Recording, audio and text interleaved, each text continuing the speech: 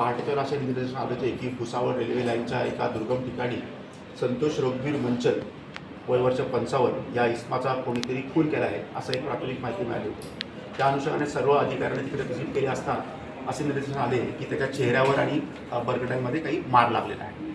त्या अनुषंगाने आपण जेव्हा तपासणी चक्र फिरवली आणि या केसमध्ये कोणत्याही प्रकारचा क्लू पोलिसांना नव्हता, कुठलाही एव्हिडन्स नव्हता, कुठलेही चान्स प्रिंट नव्हते, कुठलाही टेक्निकल एव्हिडन्स नव्हता। अशातून एक व्हिडिओ आम्हाला मिळाला की जेणेकरून एका हळदीच्या कार्यक्रमामध्ये एक इसम एका दुसऱ्या इसमाला मारत आहे आणि तो बॉक्सिंगच्या स्टाईलमध्ये तो त्या व्हिडिओमध्ये मारताना दिसत आहे।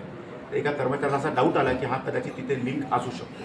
तर या अनुषंगाने अजून तपास आपण केल्यानंतर 3 लोकांना हर्षल राजू वर्मा, क्षितिज संजय भालेराव आणि प्रफुल्ल उत्तम जाधव या तिघांना कॉर्डन केले असता या तिघांनीच हा मर्डर केलेला आहे असे निष्पन्न झाले। याच्यामध्ये मोडस अशी आहे की हे तिघही भंगार चोर आहेत आणि त्यांनी दुपारी देखील एक चोरी केली होती आणि नंतर देखील हे भंगार चोरी करायला सदर ठिकाणी रेल्वेची भंगार चोरी करायला गेले होते। तर या अनुषंगाने संतोष मंचल हा तिथे मंदिराचा परिसर साफ वगैरे करणारा इसम आहे। तर याने आरडाओरडा सुरू केला आणि त्या आरडाओरडा करण्यामध्ये यांची झटापट झाली आणि त्या झटापटीमध्ये हा जो आहे हर्षल राजू वर्मा याला सगळे इथे बॉक्सर या नावाने ओळखतात, याने त्याला तिथे मारहाण केली आणि त्या मारहाणीमध्येच त्यांचा मृत्यू झाला। आपण तिघांना आता अटक केलेली आहे आणि आज त्यांना PCR आपण हजर करणार। सर, मरणारा व्यक्ती जो आहे हा पुजारी आहे का याच्यावर काही गुन्हे दाखल आहे?